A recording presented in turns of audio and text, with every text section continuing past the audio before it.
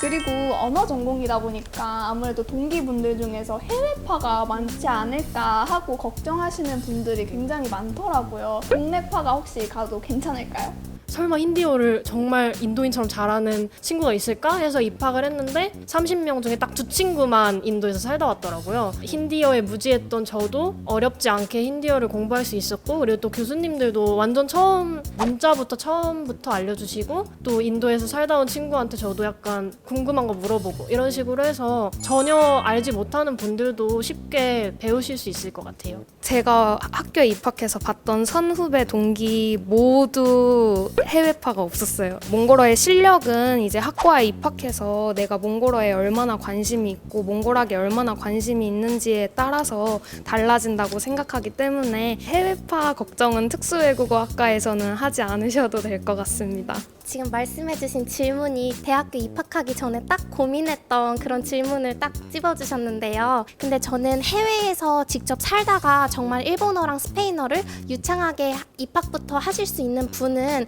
각 과마다 한 분, 2분 정도 봤었거든요. 정말 그 언어에 대한 애정과 열정만 있다면 늦게 시작해도 충분히 더 잘할 수 있는 가능성이 많으니까 국내파나 해외파에 대해서는 너무 걱정하지 않으셨으면 좋겠습니다. 그러면 우리 세 번째로는 외국어 공부 꿀팁 한번 얘기해 볼게요. 언어 전공을 하지 않더라도 제2외국어 공부가 요즘 약간 필수인 시대가 됐잖아요. 그러니까 세 분은 어떻게 언어를 공부하셨는지 그런 거 말씀해 주실 수 있을까요?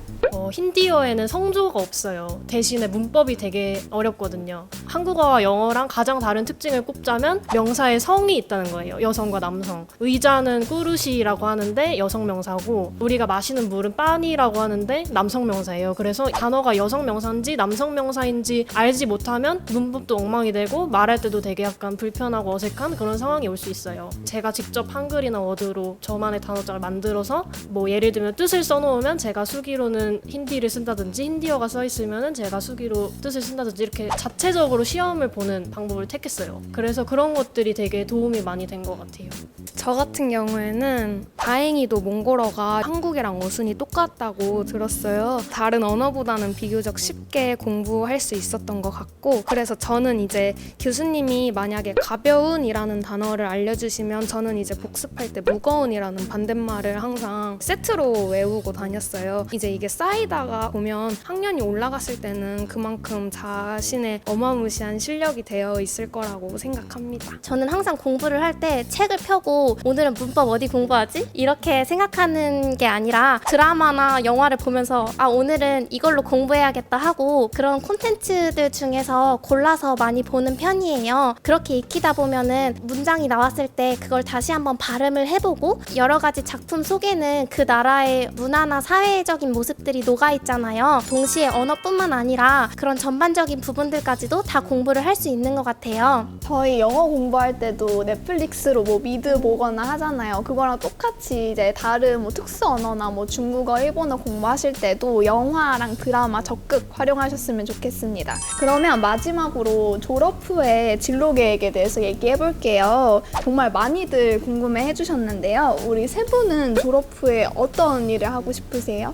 최근에 아모레 퍼시픽이 올해 인도로 이제 진출을 하려는 그런 내용의 강연을 들었어요. 사실 인도가 반짝반짝 빛나는 걸 되게 좋아해요. 화장품이나 또 인도에 뭐 진출할 수 있는 다양한 많은 분야가 있어요. 그래서 그런 것들로 사실 가고 싶습니다. 얼마 전에 인스타그램 다이렉트 메시지를 받았는데 어떻게 저를 또 알고 찾아왔는지 인도 여자애가 직접 저한테 메시지를 건 거예요. 그래서 자기 막 한국어 공부한다 그런 거 사진 찍어 보내주고 막 언니 너무 예뻐요 막 이러더라고요. 그래가지고 제가 한국인으로서 인도에 진출을 하거나 인도에 관련된 직업을 가지려면 그 나라가 또 우리나라에 갖고 있는 관심이나 그런 시각이 되게 중요하거든요. 그리고 또 최근에 인도가 제2외국어로 한국어를 선택했어요. 그래서 저는 힌디어를 좋아해서 관련된 직업을 생각하고도 있어요. 앞으로 노력을 많이 해서 제 꿈에 한 발짝 더 다가갈 수 있는 그런 기회가 왔으면 좋겠습니다. 저 같은 경우에는 어렸을 때부터 국가직을 가지는 게 저의 오랜 꿈이었어요. 몽골 교환학생을 다녀봤는데 한국과 몽골의 외교 관계가 굉장히 우호적이더라고요. 이제 좀 더 한국에 돌아와서 심층적으로 공부해보고자 정치외교를 복수 전공으로 선택해서 저의 최종적인 목표는 이 자리 외무영사직을 가지는 것이 저의 꿈이 되었습니다. 저는 저의 전공을 꼭 살려서 나중에 일을 하고 싶다고 생각을 하는데요. 저는 우선 다국적 기업에 들어가서 한국과 일본 그리고 스페인 세 나라를 이어주는 그런 창구 역할을 하고 싶다고 생각을 합니다. 요즘은 기업이 꼭 한 나라에만 있는 것이 아니라 여러 해외의 브랜치를 가지고 있잖아요.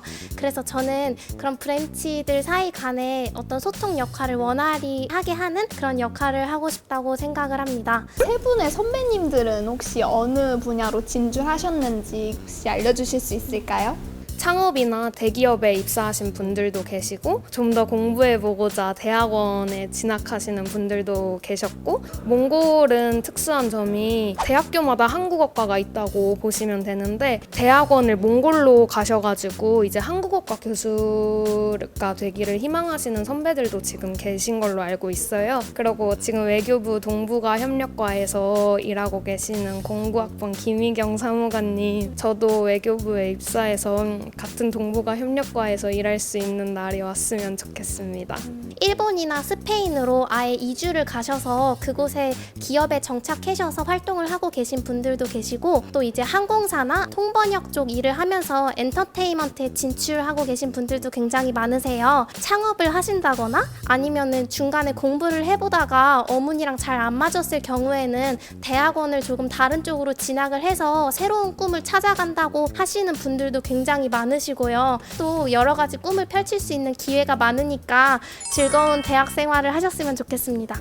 네, 말씀하신 것처럼 오늘 한 생각도 내일이면 또 달라지기 마련이잖아요. 원서 접수할 때 했던 그 선택이 꼭 몇십 년 이렇게 이어질 필요 없으니까요. 정말 전공에 제한을 두지 않고 자유롭게 꿈을 펼치시면 좋겠습니다. 더 궁금하신 점이 있으면 댓글로 많이 남겨주시고요. 중고등학생 분들을 위해서 응원의 메시지를 한번 이렇게 각자 언어로 한번 해보면 어떨까요?